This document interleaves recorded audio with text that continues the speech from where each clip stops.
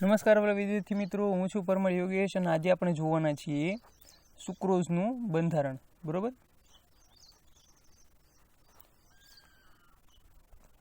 આ જે સુક્રોઝનું બંધારણ છે એની અંદર આપણે કઈ રીતે જોઈશું તો કે સૌથી પહેલાં તો તેનું બંધારણ દર વખતે જોતા હતા તે જ પ્રમાણે અહીંયા આપણે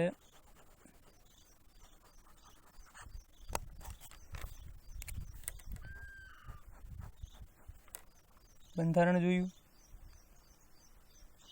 બંધારણનું જે સેન્ટેન્સ આવે છે તે કે ભાઈ સુક્રોઝનું બંધારણ નીચે મુજબ છે અને ત્યારબાદ સુક્રોઝનું બંધારણ. હવે સુક્રોઝ રહ્યું ને, સુક્રોઝ એ ગ્લુકોઝ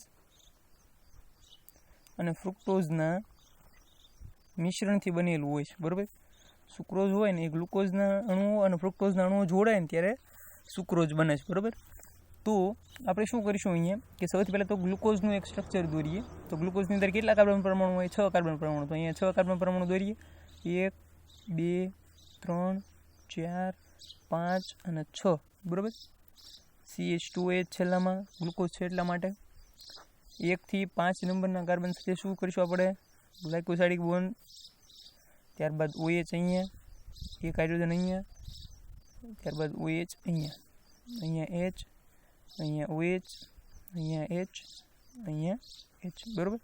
આ ગ્લુકોઝનું અણુ થઈ ગયું. બરાબર. પહેલા કાર્બનની વેલેન્સી આપણે બાકી રાખીએ છીએ. હવે અહીંયા હું ફ્રુક્ટોઝનું સ્ટ્રક્ચર દોરું છું. બરાબર. તો એ કઈ રીતનું આવશે કે એ જોઈએ. તો સૌથી પહેલાં તો અહીંયા જે પહેલો જે કાર્બન છે એમ નામ કાર્બન નંબર 2 3 4 5 અને 6. બરાબર. 6 કાર્બન દોરી નાખ્યા. પહેલો કાર્બન છે ત્યાં CH2OH કરી નાખીએ. બરાબર. પહેલા કાર્બનનું કામ પૂરું. હવે પહેલાંથી તે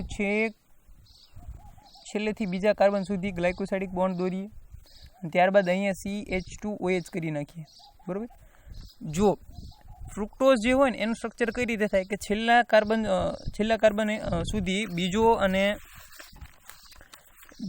અને છેલ્લો કાર્બન જે હોય છઠ્ઠા નંબરનો એની બંનેની વચ્ચે ગ્લાયકોસાઇડિક બોન્ડ થતો હતો. બરાબર. પરંતુ અહીંયા એટલો તફાવત છે કે અહીંયા એવું નહીં થાય. જે સુક્રોઝનું બંધારણ જે છે એની અંદર શું થશે તો કે એની અંદર બીજા નંબરનો કાર્બન અને 5મા નંબરનો જે કાર્બન છે, બરાબર, એ બંનેની વચ્ચે શું થશે? ગ્લાયકોસાઇડિક બોન્ડ થશે. બરાબર. ત્યારબાદ છઠ્ઠા જે કાર્બન હશે ત્યાં CH2OH થઈ જશે. બરાબર. આટલું સમજાયું. ત્યારબાદ અહીંયા આપણે આ બંને કાર્બનની વેલેન્સી પૂરી કરીએ. બરાબર. ત્રણેયની. તો અહીંયા આવશે H, અહીંયા આવશે OH, કારણ કે આ ત્રીજા નંબરનો કાર્બન છે એટલા માટે. અહીંયા OH, અહીંયા H અને અહીંયા H. બરાબર. હવે આ બંનેને જોડતો આપણે એક બંધ દોરી નાખીએ. તો આ બંનેને જોડતો આપણે આ એક બંધ દોર્યું. બરાબર. તો આ જે આખું સ્ટ્રક્ચર જે બન્યું ને શેનું બન્યું? સુક્રોઝનું. બરાબર. આ જે આખું સ્ટ્રક્ચર બન્યું એ કોનું બન્યું તો કે સુક્રોઝનું સ્ટ્રક્ચર બન્યું. શું કર્યું છે? સૌથી પહેલાં તો ગ્લુકોઝનું અને ફ્રુક્ટોઝના સ્ટ્રક્ચર દોર્યા છે. આ સ્ટ્રક્ચર દોર્યા બાદ આપણે શું કર્યું છે કે ગ્લુકોઝનું સ્ટ્રક્ચર તો એમ નામ રહેવા દીધું છે, પરંતુ ફ્રુક્ટોઝના સ્ટ્રક્ચરની અંદર એટલો તફાવત કર્યો છે કે બીજા નંબરનો કાર્બન અને 5મા નંબરના કાર્બન વચ્ચે એક ગ્લાયકોસાઇડિક બોન્ડ દોરેલો છે અને પહેલા અને છેલ્લા નંબરના કાર્બન સાથે શું કર્યું છે? CH2OH કરી નાખ્યું છે. બરાબર. તો આ થઈ ગયું આપણું સુક્રોઝનું બંધારણ. ત્યારબાદ આગળ આપણે જોઈએ તો કે વૈશ્લેષિક પુરાવો ને એ બધું આવશે. તો અહીંયા આપણે એડિંગ લખીએ કે ભાઈ સુક્રોઝનું બંધારણ સાબિત કરતા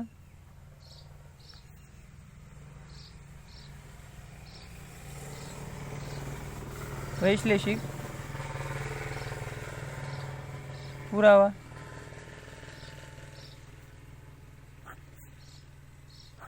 બરોબર. આ વૈશ્લેષિક પુરાવો લખ્યા. ત્યારબાદ નીચે આપણે આનું આ સેન્ટેન્સ જે આપણે દર વખતે લખીએ કે ભાઈ સુક્રોઝનું બંધારણ સાબિત કરતા વૈશ્લેષિક પુરાવો નીચે મુજબ છે. અને ત્યારબાદ આપણે પુરાવો જોઈએ. તો પુરાવો નંબર 1 2 3 4 અને 5. તો કે પુરાવો નંબર 1 ની અંદર શું આવશે તે આપણે જોઈ લઈએ. તો કે એની અંદર સૌથી પહેલાં તો અણુસૂત્ર આવશે. બરાબર. ત્યારબાદ અહીંયા આગળ જોઈએ તો કે ટોટલ કેટલા OH મોલિક્યુલ અહીંયા દેખાય છે ભાઈ? 1 2 3 4 5 6 7 અને 8 OH મોલિક્યુલ દેખાય છે. એટલે 8 OH સમૂહની હાજરી અથવા તો પ્રેઝન્સ, બરોબર. ત્યારબાદ જળ વિભાજન. જળ વિભાજન સમજાવ્યા બાદ આપણે અહીંયા એવું આપણને જોવા મળશે કે ભાઈ સુક્રોઝનું જળ વિભાજન કરીએ તો ગ્લુકોઝ અને ફ્રુક્ટોઝ બંને આપણને મળે છે. તો એ બંને ચક્રની ચક્રીય શું કહેવાય હાજરી જે આપણે સૂચવતું હોય એ મુદ્દો એક સમજાવવો પડશે. તો મુદ્દા નંબર 4 ની અંદર આપણે એ સમજાવીશું કે ભાઈ ગ્લુકોઝ અને જે ફ્રુક્ટોઝ જે છે એના ચક્રીય બંધારણ, બરોબર. ત્યારબાદ આગળનો એક મુદ્દો જોઈશું કે ભાઈ ગ્લુકોઝ અને ફ્રુક્ટોઝ જો હાજર હોય તો આપણે શું અહીંયા દર્શાવવું પડશે? ગ્લુકોઝનું પાયરાનોઝ ચક્ર અને ફ્રુક્ટોઝનું કયું ચક્ર હાજર આપવું પડશે આપણે અહીંયા? તો કે ફ્યુરાનોઝ ચક્ર, બરોબર. અને ત્યારબાદ આગળનો એક મુદ્દો આવશે કે ભાઈ જો ગ્લુકોઝ અને ફ્રુક્ટોઝ બંને હાજર હોય, બરોબર, તો એની હાજરી માટેના જે આપણે મુદ્દાઓ સમજાવ્યા તો એના જોડાણના મુદ્દા પણ સમજાવવા જોઈશે. તો જોડાણનો મુદ્દો કયો થશે કે ભાઈ ગ્લુકોઝ અને ફ્રુક્ટોઝનું જોડાણ. હવે અહીંયા આપણે જોઈએ આપણે મુદ્દા નંબર 1 કે ભાઈ અણુસૂત્ર. તો અણુસૂત્ર કઈ રીતનું આવશે ભાઈ? તો કે અણુસૂત્રની અંદર કેટલા અહીંયા તમને મોલિક્યુલ દેખાય છે? સૌથી પહેલાં તો કાર્બન દેખાય છે, હાઇડ્રોજન દેખાય છે અને ઓક્સિજન દેખાય છે. તો કાર્બન, હાઇડ્રોજન અને ઓક્સિજન એમ નામ, બરોબર. ત્યારબાદ કાર્બનની સંખ્યા ગણીએ તો કેટલી થશે? તો કે 12 અને હાઇડ્રોજનની કેટલી થશે? 22, ઓક્સિજન 11. તો આ થઈ ગયું એનું અણુસૂત્ર, બરોબર. અણુસૂત્રની અંદર આપણે શું લખશું દર વખતની જેમ? તો કે અણુસૂત્ર તો સુક્રોઝ જે છે તેનું ગુણાત્મક અને ભારાત્મક પૃથ્થકરણના આધારે તેનું અણુસૂત્ર નીચે મુજબ હોય છે, બરોબર. એ સમજાવ્યા બાદ નીચે અણુસૂત્ર લખી C12H22 અને O11 લખી વાળવાના રહેશે. ત્યારબાદ આગળનો આપણે મુદ્દો જોઈએ, મુદ્દા નંબર 8 આપણો મુદ્દા નંબર 2 કે ભાઈ 8 OH સમૂહની હાજરી. કે મુદ્દા નંબર આપણો બીજો કે 8 OH સમૂહની હાજરી.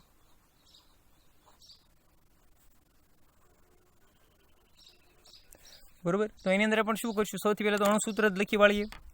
અણુસૂત્ર આપણે અહીંયા લખીએ કે ભાઈ C12H22 O11 છે, બરોબર. આવી રીતે લખવું એના કરતાં હું આવી રીતે લખીશ અણુસૂત્ર કે ભાઈ C12. હવે અહીંયાથી જે OH મોલિક્યુલ છે ને તેનું 12 કાઢી લઈશ અણુસૂત્રમાંથી, બરોબર. તો એ રીતે હું લખું તો શું થાય કે ભાઈ OH કેટલા છે? 8 છે. તો 22માંથી 8 બાદ કરું તો કેટલા હાઇડ્રોજન વધે? 14. ત્યારબાદ ઓક્સિજન કેટલા? 8માંથી 11માંથી 8 જે ઓક્સિજન છે, 11માંથી 8 જે ઓક્સિજન છે તેનું દૂર કરું તો કેટલા ઓક્સિજન વધે? 3. અને બાકી OH મોલિક્યુલ એમ નામ 8, બરોબર. આટલું થઈ ગયું. ત્યારબાદ આગળ આપણે જોઈએ કે ભાઈ એનું આપણે CH3CO O સાથે કેમિકલ રિએક્શન કરાવીએ, બરોબર. એસિટાઇલેશન ટૂંકમાં કરાવીએ. તો એસિટાઇલેશન થવાથી શું થશે કે અહીંયા જે આ ઓક્સિજન છે તે એમનામ રહેશે, પરંતુ હાઇડ્રોજન સાથેનો જે બંધ છે તૂટી જશે અને ત્યાં આ જે એસિટાઇલ ગ્રુપ છે તે જોડાઈ જશે. તો કઈ રીતનું સ્ટ્રક્ચર મળશે આપણને તે જોઈએ. આ કેમિકલ રિએક્શન અહીંયા આગળ લખું છું કે ભાઈ C12H40O3 O COCH3 કેટલી ટાઈમ? તો કે 8 વખત 8 ટાઈમ. અને નીચે લખશું આપણે કે આ કયો નિપજ આપણને મળ્યું? તો કે ઓક્ટા એસિટાઇલ વ્યુત્પન્ન મળ્યો આપણને, બરોબર. ઓક્ટા એસિટાઇલ વ્યુત્પન્ન, બરોબર. જો ઓક્ટા એસિટાઇલ વ્યુત્પન્ન આપણને મળતો હોય કેમિકલ રિએક્શનમાં તો એનો અર્થ શું થયો કે આપણા જે સુક્રોઝ છે તેના બંધારણમાં શું હાજર હોવું જોઈએ? તો કે 8 OH સમૂહ હાજર હોવા જોઈએ, બરોબર. તો આ થઈ ગયો 8 OH સમૂહની હાજરી, 8 OH સમૂહની હાજરીવાળો મુદ્દો. ત્યારબાદ આગળનો મુદ્દો જોઈએ મુદ્દા નંબર 3 કે મુદ્દા નંબર 3 છે. તો મુદ્દા નંબર 3 કયો હતો ભાઈ? તો કે જળ વિભાજન. તો જળ વિભાજન કઈ રીતે થાય છે તે આપણે જોઈએ, બરોબર. તો તો એની અંદર સૌથી પહેલાં તો આપણે સુક્રોઝનું અણુસૂત્ર લખી વાળીએ C12H11 એટલે H22 અને ઓક્સિજન 11, બરાબર, પ્લસ H2O કરીએ. શું કરીએ છીએ ભાઈ? તેનું મંદન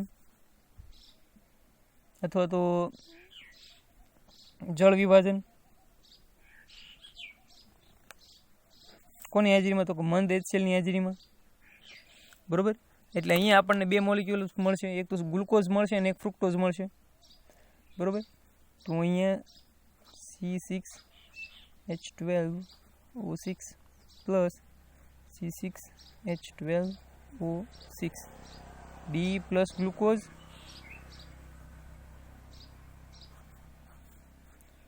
અને D minus fructose, sorry plus fructose,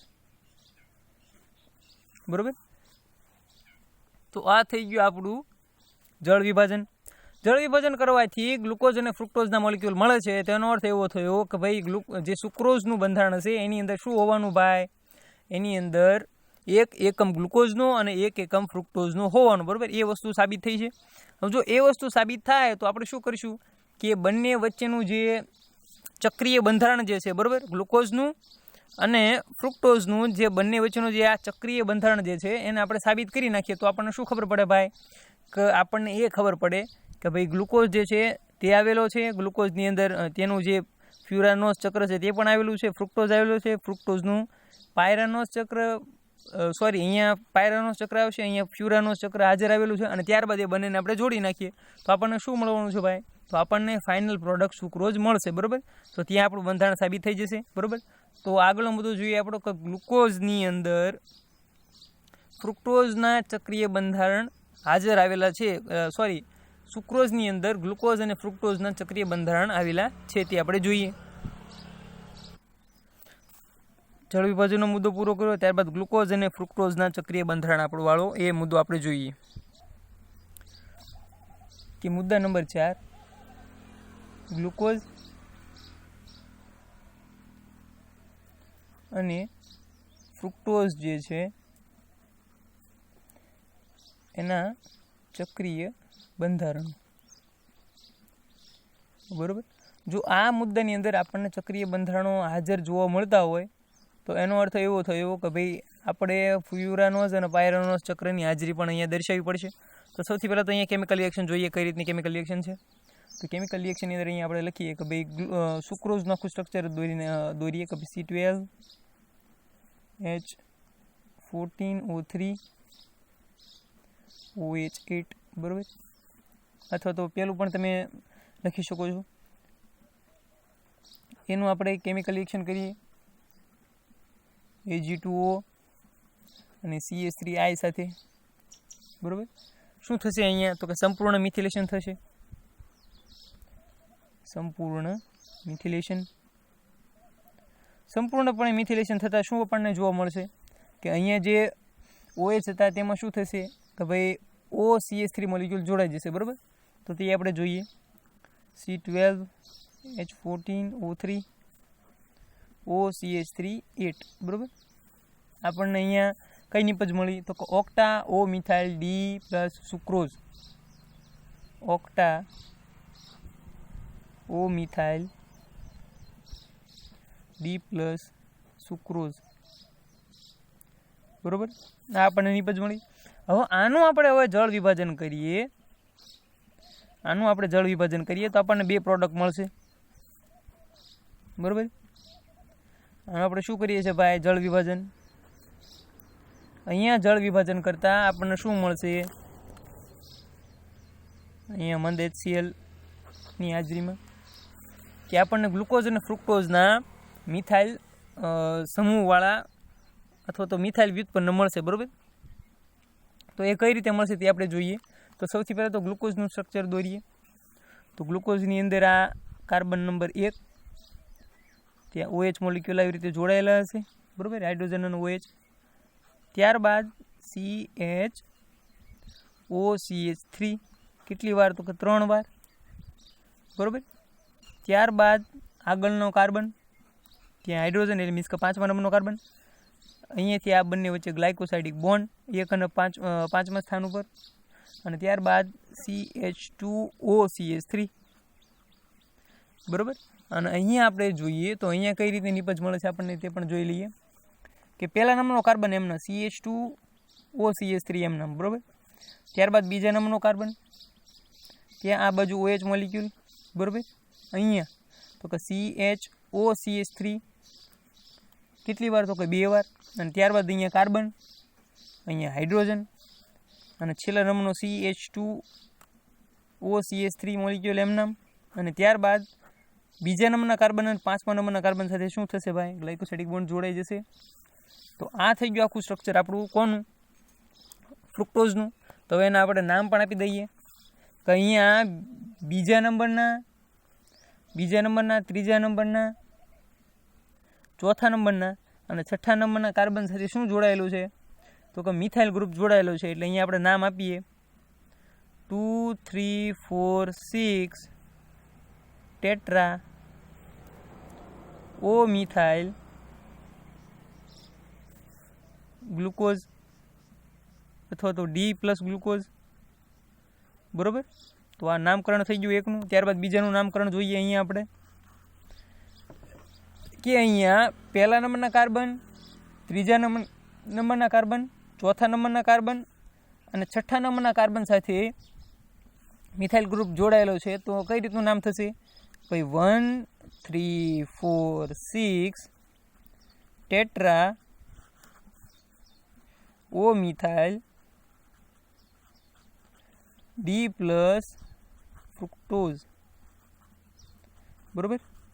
અહીંયા આપણને ગ્લુકોઝ અને ફ્રુક્ટોઝના મોલિક્યુલ મળ્યા બરોબર. તેનો અર્થ એવો થયો કે ભાઈ ગ્લુકોઝનું જે આખું બંધારણ હશે તેની અંદર શું હશે? તો કે એની અંદર આપણને અહીંયા સુક્રોઝના બંધારણમાં એ બંને ચક્રીય ફોર્મમાં હશે અને એકબીજા સાથે જોડાયેલા હશે, એ કન્ફર્મ થઈ ગયું છે બરોબર. તો હવે આપણે શું કરીશું કે અહીંયા જે આ ગ્લુકોઝનું ચક્રીય જે બંધારણ મળ્યું અને ફ્રુક્ટોઝનું અહીંયા જે ચક્રીય બંધારણ મળ્યું બરોબર, એ બંનેની અંદર જે ગ્લુકોઝનું જે બંધારણ છે એની અંદર કયું ચક્ર? તો કે પાયરાનોઝ ચક્ર, અને જે ફ્રુક્ટોઝ જે છે એની અંદર કયું ચક્ર? તો કે ફ્યુરાનોઝ ચક્ર. એ બંને હાજર આવેલા છે તેની હાજરી સૂચવીએ અને ત્યારબાદ એ બંનેને આપણે જોડીએ તો આપણને આપણો મેઇન મુદ્દો કે ભાઈ મેઇન શું મળી જાય? તો કે સુક્રોઝ મળી જાય. તો ત્યાં આપણી બંધારણની સાબિતી પૂરી થશે. તો આપણે આગળનો મુદ્દો જોઈએ અહીંયા કે ભાઈ આ બંનેની વચ્ચે આ જે પાયરાનોઝ અને ફ્યુરાનોઝ ચક્ર હાજર આવેલો છે તેની હાજરી સૂચવતો આપણે મુદ્દો જોઈએ બરોબર. કે અહીંયા આ બંને ચક્રો આવેલા છે તે જોયા બાદ પાયરાનોઝ ચક્ર આપની હાજરી જે છે આપણે જોઈએ બરોબર. તો સૌથી પહેલાં તો આપણે મુદ્દા નંબર 5 અહીંયા આપણે લખીએ. આપણો મુદ્દા નંબર 5 પાયરાનોઝ ચક્રની સાબિતી બરોબર.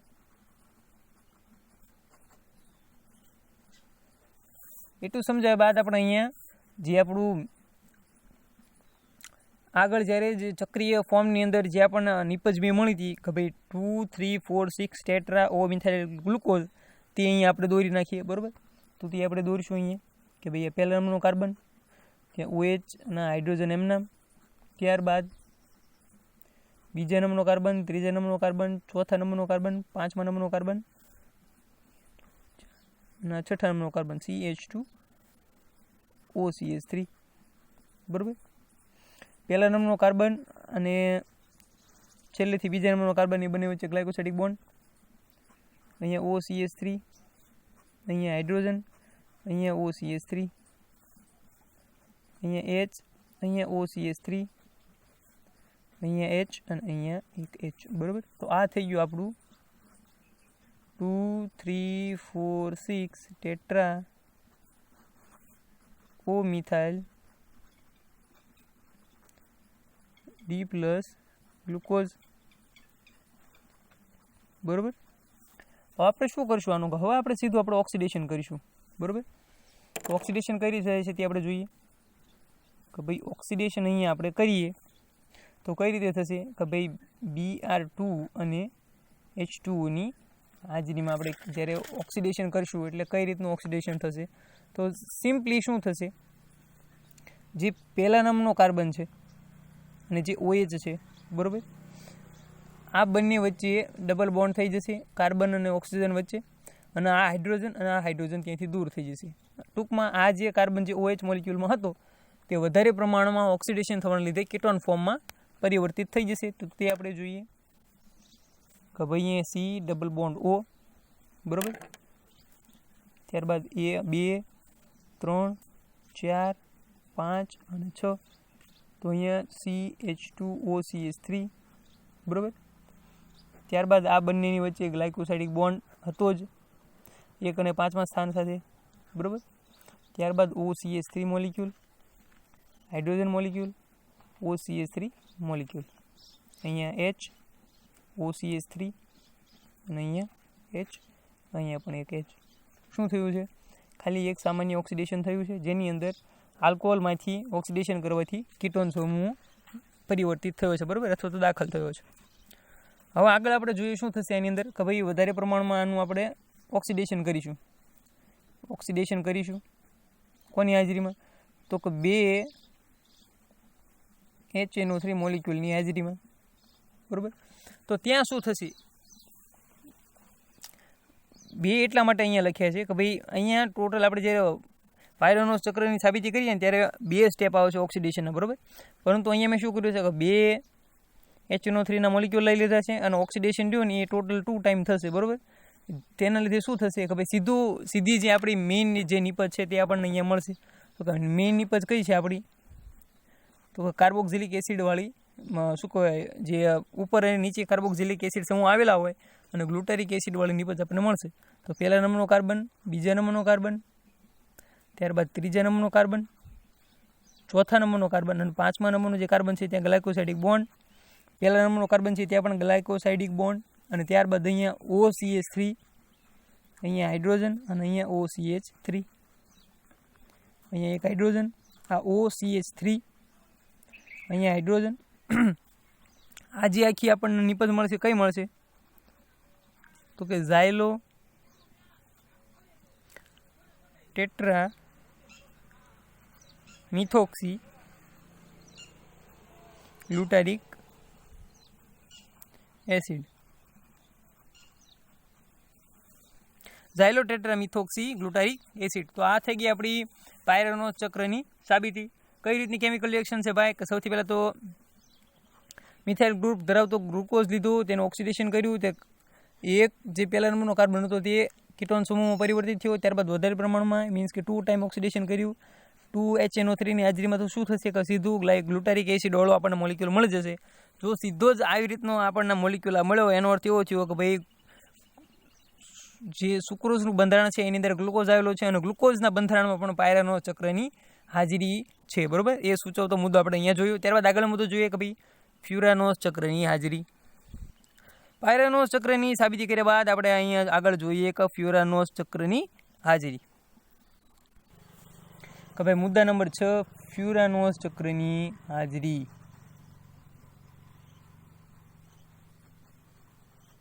ફ્યુરાનોસ ચક્રની હાજરી.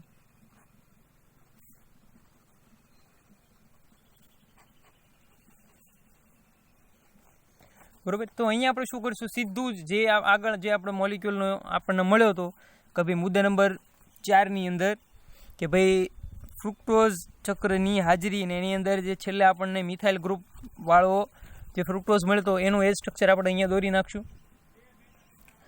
પહેલા નંબરનો કાર્બન જે CH2OCH3 હતું, ત્યારબાદ બીજા નંબરનો કાર્બન તો જ્યાં ગ્લાયકોસાઇડિક બોન્ડ જોડાયેલો હતો, ત્યારબાદ આગળનું તો કે એની અંદર CHOCH3 હતું 2 ટાઈમ્સ, અને ત્યારબાદ અહીંયા C, અહીંયા H, આ અને બીજા નંબરના કાર્બન સાથે એક ગ્લાયકોસાઇડિક બોન્ડ, અને ત્યારબાદ CH2OCH3, બરાબર. આપણને જે નિપજ મળી તે નિપજનું નામ શું છે, તો કે એ નિપજનું નામ છે 1,3,4,6 tetra O methyl D+ fructose, બરાબર. ત્યારબાદ આગળ આપણે જોઈએ તો કે તેનું આપણે શું કરીશું, સીધું જ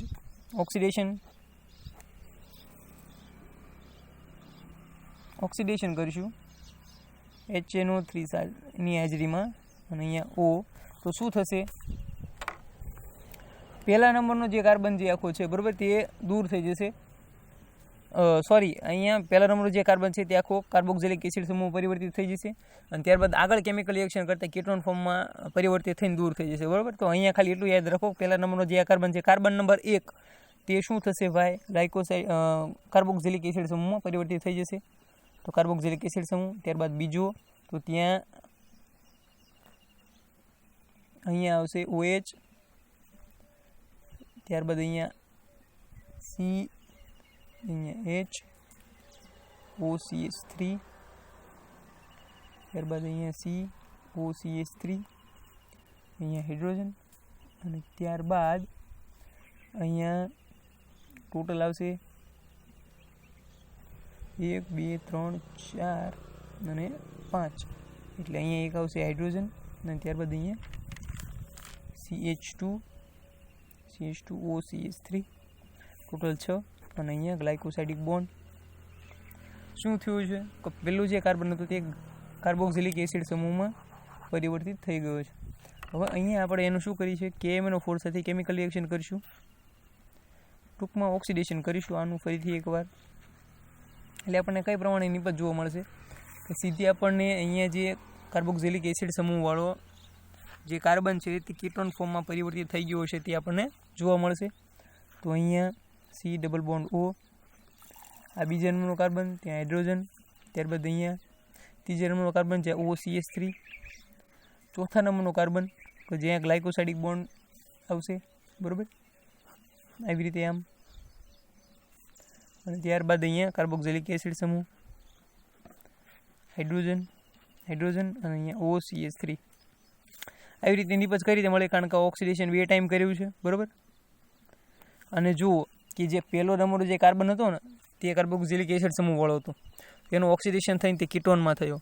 ફરી પાછું તેનું ફરી વખત ઓક્સિડેશન કરીએ તો શું થશે, કીટોનવાળો કાર્બન દૂર થઈ જશે, અને જે આ બીજા નંબરનો જે કાર્બન હતો, બરાબર, એની સાથે ગ્લાયકોસાઇડિક બોન્ડ તો હતો જ તે, અને ત્યારબાદ જે અહીંયા જે આ જે OH હતો તે દૂર થઈ જશે, અને ત્યાં કીટોન મોલિક્યુલ થઈ જશે, બરાબર. તો તે ખાસ ધ્યાનમાં રાખવું.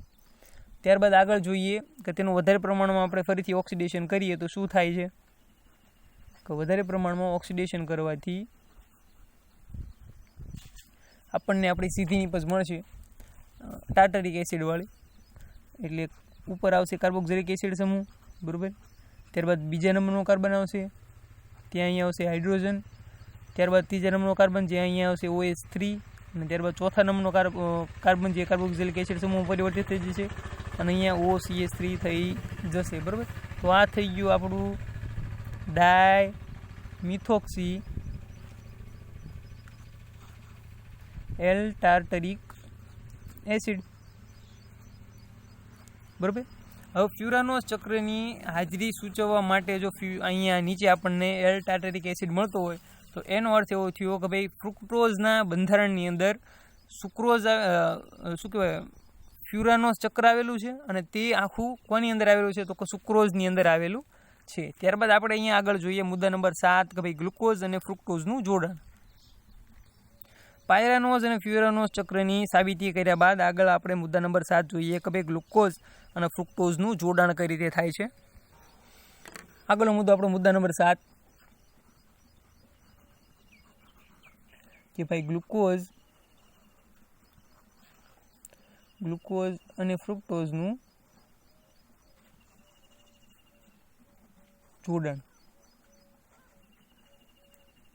બરાબર. ગ્લુકોઝ અને ફ્રુક્ટોઝનું જે જોડાણ છે તેની અંદર આપણે કેમિકલ રિએક્શન નહીં આવે, પણ સીધા આપણે સેન્ટેન્સ રૂપે આપણે બધું સમજાવીશું. તો કઈ રીતે આપણે સમજાવીશું તે જોઈએ કે સૌથી પહેલાં તો ગ્લુકોઝનું જોડાણ એ આપણે સમજીએ તો કે જે સુક્રોઝ જે હોય, બરાબર, બરાબર, એનું આપણે શું કરીએ, જળ વિભાજન કરીએ, બરાબર. કોના વડે, તો કે માલ્ટોઝ વડે. તો આપણને શું મળે છે, ભાઈ ગ્લુકોઝ મળે છે, હવે આ જે ગ્લુકોઝ મળ્યો બરાબર એ કેવો હોવાનો તો કે દક્ષિણ ભ્રમણીય.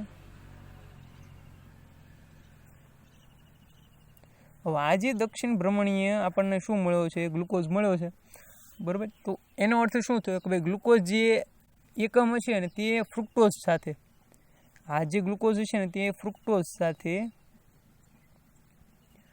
સાથે કઈ રીતે જોડાયેલો હશે તો કે તે આલ્ફા સાથે જોડાયેલ છે બરાબર. શું કહેવા માંગુ છું કે ભાઈ સુક્રોઝની અંદર રહેલો ગ્લુકોઝ છે એ કેવો છે, એ જે એક એકમ છે તે ફ્રુક્ટોઝ સાથે આલ્ફા સ્થાને જોડાયેલ હશે બરાબર, આલ્ફા જોડાણ ધરાવતો હશે બરાબર. તો આ થઈ ગયું ગ્લુકોઝનું જોડાણનો મુદ્દો. ત્યારબાદ ફ્રુક્ટોઝનું જોડાણનો મુદ્દો આપણે જોઈએ, ફ્રુક્ટોઝ માટે જોઈએ.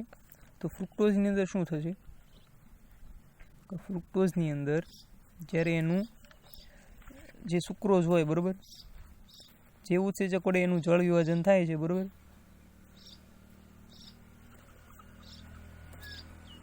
એ જ ઉત્સેચક વડે આપણે સુક્રોઝની અંદર જોડાયેલા ફ્રુક્ટોઝનું જળ વિભાજન કરીએ તો શું મળે તો કે આગળ આપણને જળ વિભાજિત નિપજ જે મળે બરાબર.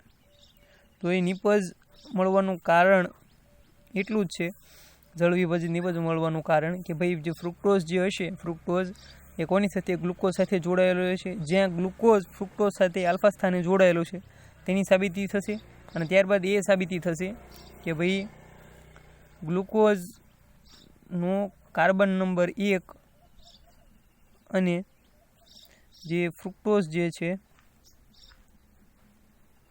એનો કાર્બન નંબર 2 એ બંને વચ્ચે જોડાણ હશે. પણ કઈ રીતે તો કે એક એની વચ્ચે ઓક્સિજન જોડાયેલો હશે બંનેને જોડતો બરાબર. તો આ થઈ ગયું એ બંને વચ્ચેનું જોડાણ બરાબર.